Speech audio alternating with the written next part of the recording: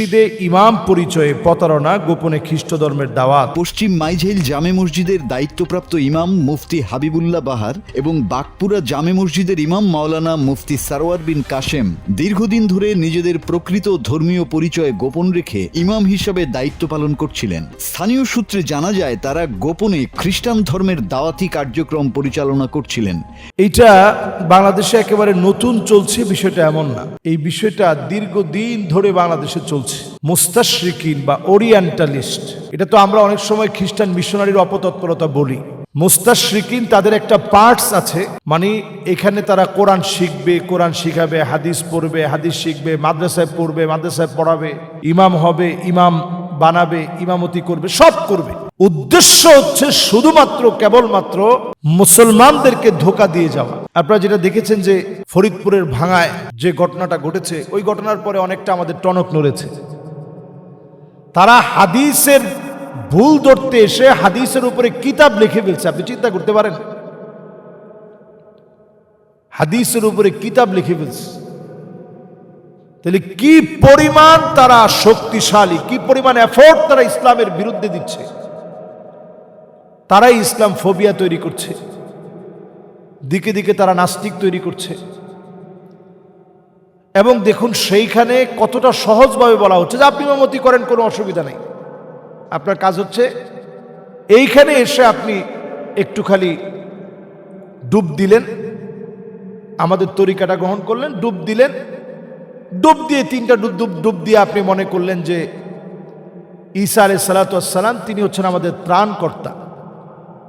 তো ঈসা আলাইহিস সালাতু ওয়াস সালামকে ত্রাণকর্তা মনে করা, এটা মারাত্মকভাবে, একটু চিন্তা করেন, মারাত্মকভাবে ঈসা আলাইহিস সালাতু ওয়াস সালামকে ত্রাণকর্তা মনে করা, এটা আপনার মারাত্মকভাবে তো শিরকের দিকে চলে গিয়ে আপনার ঈমান শেষ। তো সহজভাবে গ্রামগঞ্জের সহজ সরল মানুষকে বোঝাচ্ছে যে ঈসা আলাইহিস সালাম তো একজন নবী, তো তিনি তো নবী হিসাবে তিনি ওনার উপরে আমাদের ঈমান আনাটা আমাদের জন্য কর্তব্য। হ্যাঁ, এটা সত্য। কোরআনুল কারীম আল্লাহ রাব্বুল আলামিন ঈসা আলাইহিস সালাতু ওয়াস সালামের ব্যাপারে অনেকগুলো আয়াতে কারিমে বলেছেন, বিশেষ করে দোলনায় তিনি কথা বলেছেন। এই প্রশংসাগুলো কোরআনুল কারীমের মধ্যে আল্লাহ তাআলা দিয়েছেন। ইন্নী আবদুল্লাহ আতানিয়াল কিতাব ওয়া জাআলানি নাবিয়্যা। এই প্রশংসাগুলো কোরআনুল কারীম আল্লাহ রাব্বুল আলামিন দিয়েছেন। তিনি দোলনায় কথা বলেছেন, বলেছেন যে আমি আল্লাহর গোলাম, আমাকে আল্লাহ তাআলা কিতাব দিয়েছেন। সমস্ত নবী আম্বিয়া আলাইহিমুস সালাম আল্লাহর গোলাম ছিলেন। এই গোলামি ঈসা আলাইহিস সালাতু ওয়াস সালাম স্বীকার করে নিয়েছেন। অথচ তারা মনে করে ঈসা আলাইহিস সালাতু ওয়াস সালাম হচ্ছেন ত্রাণকর্তা। তিনি ত্রাণকর্তা নন। এই পৃথিবীতে বিপদ আপদ থেকে একমাত্র আল্লাহ তাআলা আপনাকে হেফাজত করবেন। কিয়ামতের দিন বিপদ আপদ থেকে আল্লাহ পাক আপনাকে বাঁচায় দিবেন। নবীজিকে আল্লাহ তাআলা শাফাআত করার সুযোগ দিবেন। অথচ তারা আমাদের ইমাম, মুখভর্তি দাড়ি, এটা আপনি দেখলেন, দেখে মনে করলেন আসলে তো হুজুর। সেই হুজুর হওয়ার পরে কেমনি অন্যায় কাজটা করলো। আসলে হুজুর হওয়ার পরে অন্যায় কাজ করছে বিষয়টা এমন না, বরং অন্যায় কাজ করে তারে হুজুর বানানো হয়েছে। সে মুসল্লি, সে যে ঢুকছে আসলে সে মুসল্লি না, সে জুতা চোর। সে ঢুকছেই নিয়ত করে জুতা চুরি করবে। সে ইমাম হয়েছে এটা নিয়ত করে আমাদের ঈমানটাকে সে হরণ করে নিবে কিছু টাকার বিনিময়ে, কিছু টাকা, কিছু পয়সা, কিছু সুযোগ সুবিধার বিনিময়ে সে আমাদের ঈমান হরণ করবে, এটা নিয়ত করে ফেলছে। এজন্য প্রিয় ভাইয়েরা, এই ফিতনা ফাসাদের এই সময়ে, বালা মুসিবতের এই সময়ে আমরা এই দৃশ্যগুলো দেখি। এর আসলে তেমন কোনো বিচার আপনি করতে পারবেন না। সারা পৃথিবী তারা চালায়, বিচার করবে কে? আমাদের পার্বত্য চট্টগ্রাম, আমাদের বান্দরবান, আমাদের কুড়িগ্রাম, আমাদের নীলফামারী, আমাদের ঠাকুরগাঁ, এরকম বহু অঞ্চলের ভিতরে, কালীগঞ্জ সহ বহু অঞ্চলের ভিতরে তাদের অপতৎপরতা চলছে। ওই দিন না আপনারা মাত্র 2 জন দেখলেন, এরকম হাজার হাজার অপতৎপরতা চলছে।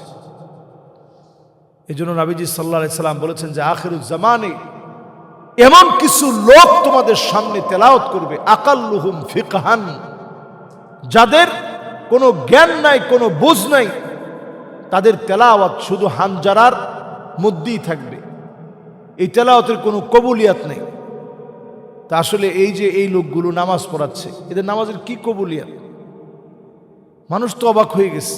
এমনি আমাদের দেশে একটা ইমামের ভুল ধরতে পারলে মানুষ মনে করে অনেক বড় ভুল ধরে ফেলছে, আর সেখানে এইরকম একটা বিষয় প্রকাশিত হয়েছে।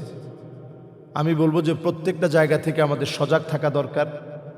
আমাদের সন্তানরা কার সঙ্গে মিশছে, এই যে আপনি একটু ডুব দিয়ে আসলেন, এরপরে হয়তো আপনাকে লক্ষাধিক টাকা 2-4-5 লাখ টাকা দিল, এই জন্য আপনি ইমান দিয়ে দিবেন? সাহাবাই কেরাম অস্ত্রের সামনে মাথা দিয়েছে কিন্তু ইমান দেন নাই। হারাম বিন মিলহান তরবারি দিয়ে আঘাত করেছে কাফের, পুরো সাম্রাজ্য একদিকে, উনি একা একদিকে। তো যখন ওনাকে আঘাত করা হয়েছে, উনি তরবারির কোপ খাওয়ার পরে বলছে, ফুস্তু ওয়া রাব্বিল কাবা, কাবার কসম, আয় আল্লাহ তাআলা, আমি বিজয়ী হয়ে গেছি। ওনার রক্ত ঝরতেছে ঝরঝর করে, ওই অবস্থায় তিনি বললেন, আমি বিজয়ী হয়ে গেলাম। তার মানে কি দাঁড়ালো? আল্লাহ রাব্বুল ইজ্জাত এই রক্তের ভিতরে মুসলমানদের বিজয় রেখেছে। মুসলমানদের ইসলাম নামক গাছকে টিকিয়ে রাখার জন্য মাঝে মাঝে রক্ত লাগে। সাহাবায়ে কেরাম জীবন দিয়েছেন কিন্তু ঈমান দেন নাই। খালিদ বিন ওয়ালিদ মুতার প্রান্তে 9টা তরবারি ভেঙেছেন, মাথা নত করেনি। মাত্র 3000 সাহাবী 2 লক্ষ কাফেরের বিরুদ্ধে লড়াই করে তাদেরকে পরাভূত করেছে, মুসলমানরা বিজয় ছিনিয়ে এনেছেন। আজকে আমরা পরাজিত শক্তি, সারা পৃথিবীতে মুসলমানরা পরাজিত, লাঞ্ছিত, অপদস্থ, অপমানিত। কারণ কি? আমরা তাদের মিশনে পাড়া দিয়ে ফেলেছি। শিবরা বিগত তাদেরকে অনুসরণ করছি। তাদেরকে অনুসরণ করার কারণে, বিগতে তাদেরকে অনুসরণ করার কারণে আজকে আমরা ধ্বংসের দ্বার প্রান্তে। এখন আমাদের ইমামদেরকে তারা নিয়ে যাচ্ছে এবং তাদের কিতাবটা দেখেন, বাইবেলের অনুবাদ, নাম দিচ্ছে কিতাবুল মুকাদ্দাস। কেন? আরবি শব্দ থেকে ধোকা দেওয়া সহজ হবে। আমাদের কোরআনের উপরের পচ্ছদটা যেমন, আমি আগেও কিন্তু আলোচনায় বলেছি, কোরআনের উপরের পচ্ছদটা যেমন, আপনারা দেখবেন তাদের পচ্ছদটা একেবারে হুবহু। এরপরে ভিতরে দেখবেন আমরা বলি আমপাড়া অথবা সিপাড়া, বলি না? আমাদের মতো করে তারা দেখবেন প্রথম সিফারা, দ্বিতীয় সিফারা, তৃতীয় সিফারা। আমরা তো আমপাড়া বলি একটা পাড়ারে, লাস্টের পাড়ারে। তারা এইটা 30টা পাড়ারই নাম দিছে, প্রথম সিফারা, দ্বিতীয় সিফারা, তৃতীয় সিফারা, চতুর্থ সিফারা, এইভাবে করে যাতে মুসলমানদেরকে ধোকা দেওয়া যায়। একটা মসজিদে যদি এরকম একটা বাইবেল রাখে, এটা আপনারা মেনে নেবেন?